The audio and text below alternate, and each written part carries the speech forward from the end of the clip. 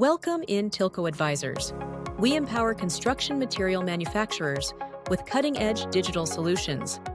And now, welcome to our podcast, where we share insights from the world of smart construction technologies. In less than a year, the entire definition of what makes a physical product legal to sell in Europe is going to fundamentally change. You could have this perfectly manufactured, high-quality winter coat just sitting in a shipping container at a port in Rotterdam.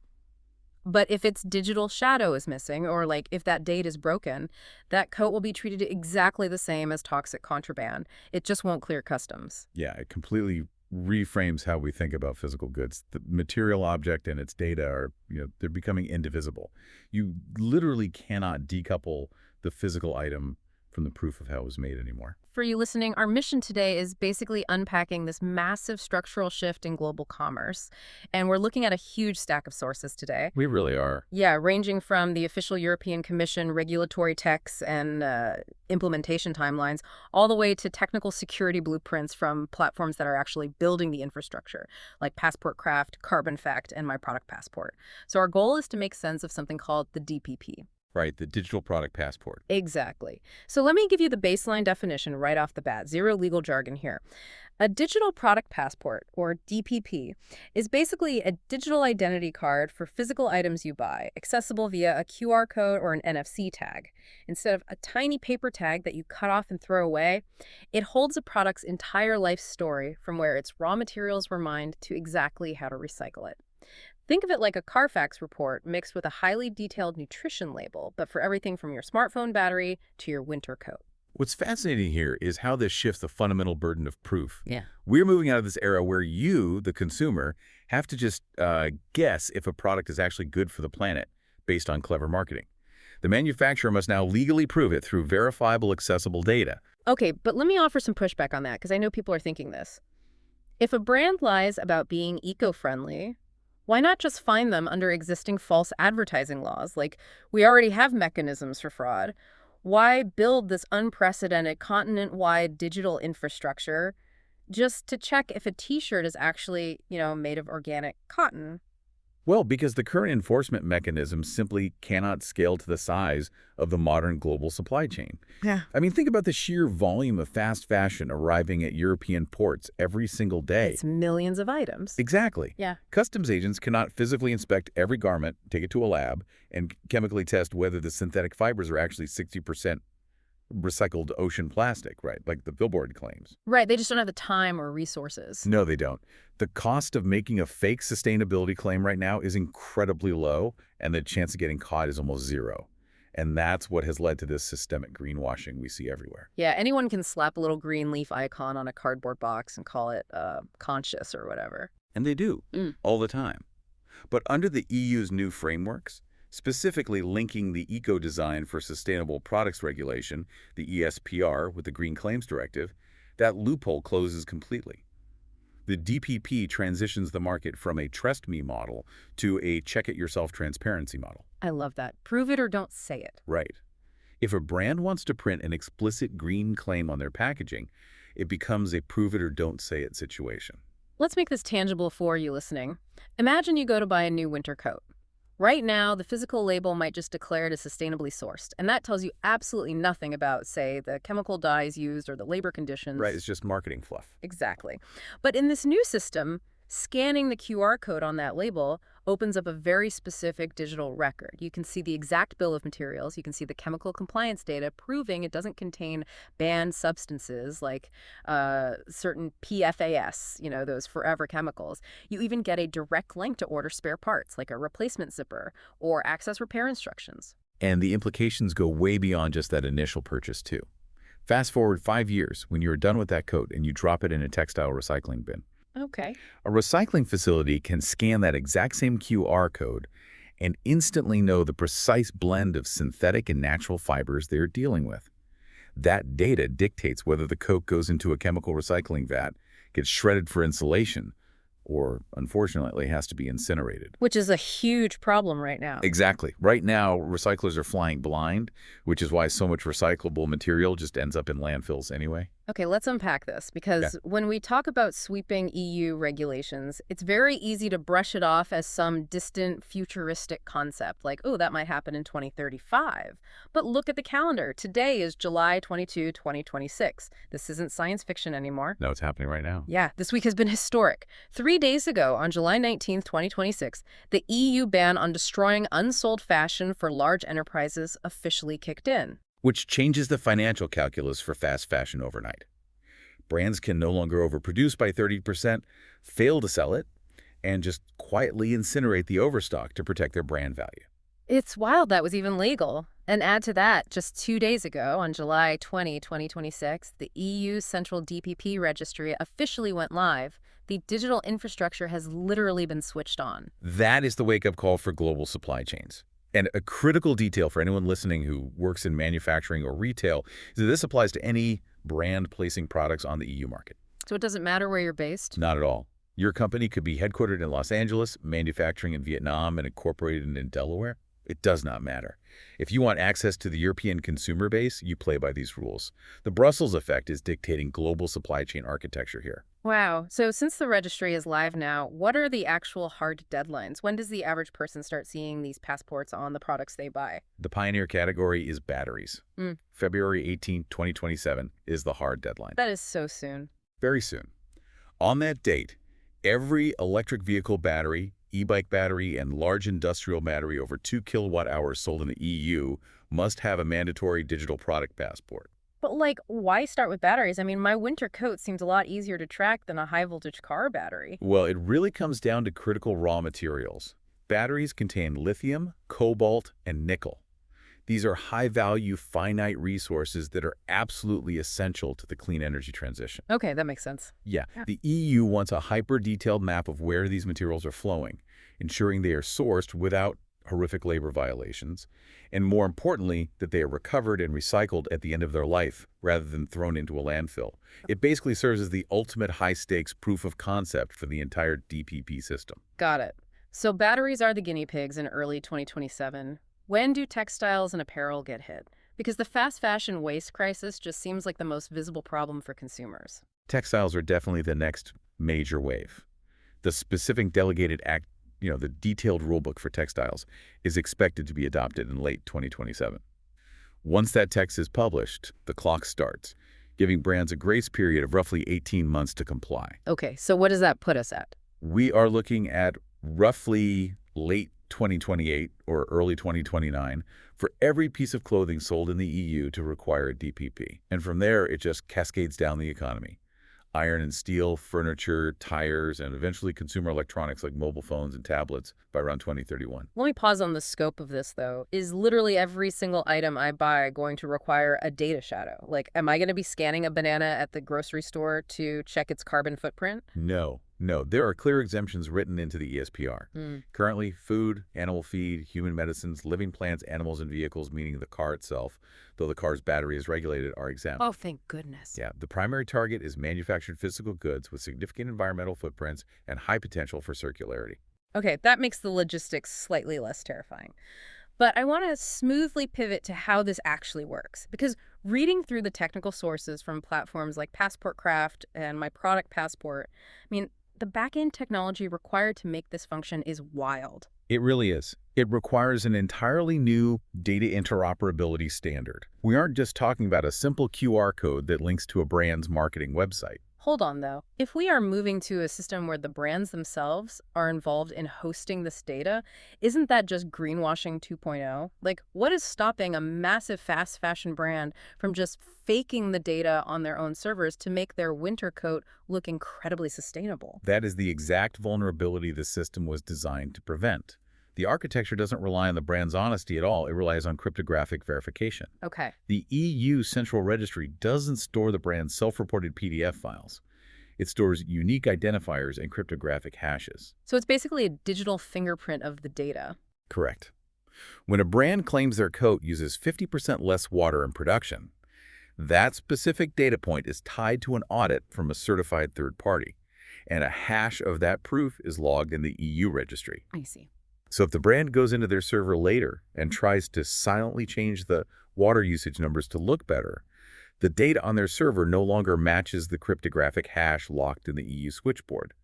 The passport immediately flags as invalid, and the product becomes non-compliant. It's like tampering with the seal on a physical document. The moment you alter the contents, the seal breaks and everyone knows it's been manipulated. Exactly. And that ties into how decentralized the system actually is.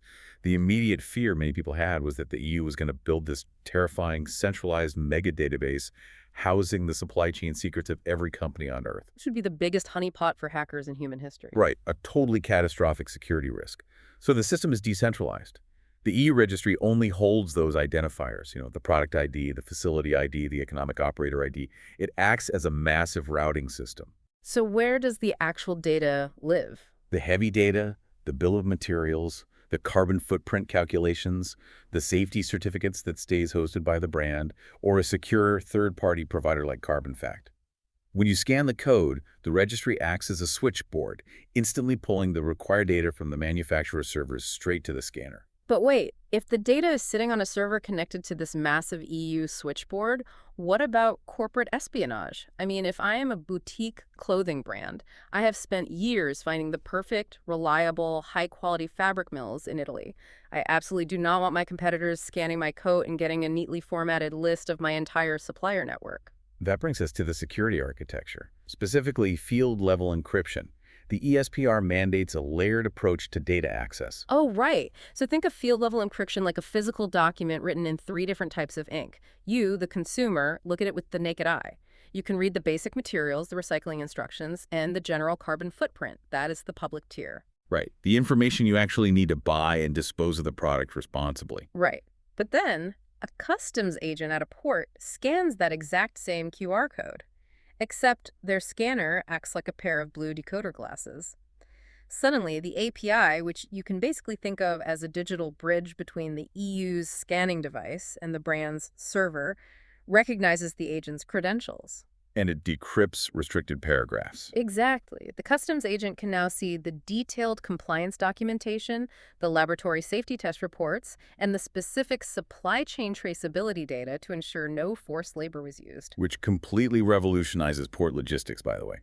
Customs agents can instantly verify if a shipment of lithium batteries meets chemical safety standards without holding up the container for days to dig through physical paper files or wait for lab results. And finally, you have the confidential tier, the red decoder glasses. This is for the regulators and market surveillance authorities. This tier protects the trade secrets you mentioned earlier, the exact cost structures, the proprietary manufacturing formulas, or those highly sensitive supplier identities. So competitors absolutely cannot access this. No. In fact, even the general API might not pull the raw secret data.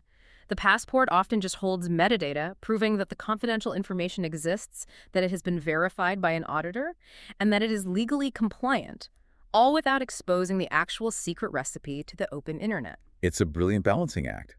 The exact same single QR code displays radically different levels of transparency depending entirely on the cryptographic keys held by the person scanning it. Here's where it gets really interesting, though. We are talking about tracking products, mapping out supply chains, and verifying factories. But products are made by people. How does tracking every step of a product's creation collide with personal privacy laws? Oh man, you've just hit on one of the most complex technical challenges software developers are facing right now. It's the collision between product compliance and the GDPR, the EU's General Data Protection Regulation. Because under GDPR, individuals have incredibly strong rights regarding their personal data. Right. Let's use an example. Say a high-end luxury brand wants to prove its ethical supply chain.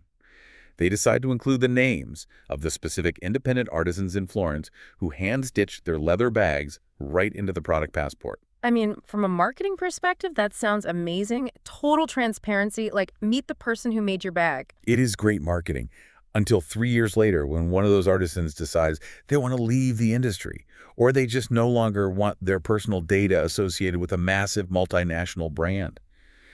Under GDPR, they exercise their right to be forgotten. They submit a data deletion request to the brand. Oh, wow. If you delete their name from the database... You break the passport. No way. Yes. If the system isn't architected flawlessly, wiping that artisan's name creates a blank field in the compliance record. Suddenly, the digital passport is incomplete, and the leather bag, which might be sitting in a retail store in Berlin right now, is legally non-compliant because its data shadow is broken. So how do you fix that? You can't just ignore the GDPR request. You definitely can't. Developers have to use sophisticated techniques like pseudonymization from the very beginning. The system must separate the human identity from the compliance data. Okay, how does that work? The artisan is assigned a secure, anonymized ID number. The passport proves that the bag was ethically made by an authorized, fairly compensated worker associated with that ID. The brand holds the key, linking the ID to the real name in a completely separate, siloed database. Oh, I see. So if the artisan wants to be forgotten, the brand deletes the link in their private database. The human name vanishes forever, but the anonymized ID remains intact on the passport, preserving the product's legal EU compliance. That is just the level of back-end engineering required to make that seamless across billions of products is staggering. It really drives home the point that the DPP is not just slapping a QR code on a care label. It requires restructuring how a company manages its entire flow of information from raw dirt to retail shelf. If we connect this to the bigger picture, that structural overhaul is the true underlying purpose of the legislation. It is a forcing function. Brands have spent decades building internal data silos. Procurement doesn't talk to sustainability. Sustainability doesn't talk to marketing. Marketing doesn't talk to legal. That's a mess. It is. But to prepare for 2027 and 2028, companies have to tear those silos down today. They have to build what the regulations call LCA-based data foundations. LCA stands for Life Cycle Assessment. And doing a real LCA is brutal. It means calculating the environmental impact of every single stage of a product's life. Right, you aren't just measuring the electricity used in your own factory anymore. You have to measure the water used to grow the cotton in a different hemisphere, the carbon emitted by the ship transporting the fabric, the toxicity of the dye, and the greenhouse gases released when the jacket eventually degrades in a landfill. And if your supplier data is currently sitting in a messy Excel spreadsheet, or worse, just lives in the head of a senior procurement manager who is retiring next year, you are going to hit a brick wall. You simply cannot retrofit this level of granular transparency onto a chaotic supply chain. You have to design the product with the data shadow in mind from day one. The brands that view the DPP purely as an annoying compliance exercise, just another box to check for the legal department, they're going to drown in the logistics. The brands that view this as a strategic opportunity to finally gain deep visibility into their own supply chains, identify inefficiencies, and definitively prove their value to an increasingly skeptical consumer base, those are the companies that will thrive in the next decade. Absolutely. For you listening, if you want to dig into the raw details of what we discussed today, we highly recommend checking out our primary sources. Don't just take our word for it, verify it yourself. Check yourself. Exactly. You can read the official Eco-Design for Sustainable Products Regulation, the ESPR text, directly. You can look at the EU Batteries Regulation 2023-1542 and explore the official European Commission web portals. For the actual software architecture and timeline details, the blueprints from platforms like PassportCraft, Carbon Fact, and My Product Passport are incredibly thorough. They're essential reading for understanding how the legal text is actually being translated into lines of code and database structures. So to wrap up today's deep dive, I want to leave you with a thought, an open question to mull over before our next discussion. We talked about how the DPP tries to balance radical transparency with those VIP access tiers, the public, the customs agents, the regulators. But what does this all really mean for the future of business secrets? The ultimate tension at the heart of this regulation is the war between supply chain transparency and trade secret protection. It is the defining contradiction of the legislation. Right, because if the EU demands that regulators can trace every single thread in a sweater back to its origin farm, how do brands protect their hard-won, highly vetted supplier networks from just being poached by competitors? We know concepts like zero-knowledge proofs are being floated as a high-tech solution. A zero-knowledge proof, in simple terms, is a cryptographic method where you can mathematically prove to someone that you know a secret or that a condition is met without ever actually revealing a secret itself. Exactly. I can prove my supplier meets all EU labor standards without telling you who my supplier actually is. But the question remains, can we truly have 100% verifiable sustainability without eventually exposing a company's most valuable strategic secrets to a wider ecosystem? It's tough. How do you prove you are doing the right thing without giving away exactly how you do it?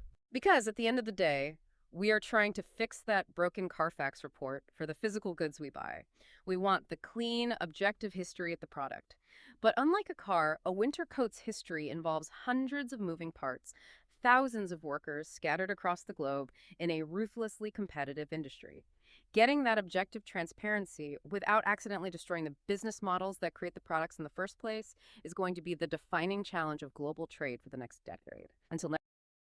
That's it for today's episode. We hope you enjoyed exploring how digital workflows are transforming the construction industry. Don't forget to subscribe and join us next time for more insights into building smarter. Head over to our website. You'll find everything you need to keep building smarter. To give you the best listening experience,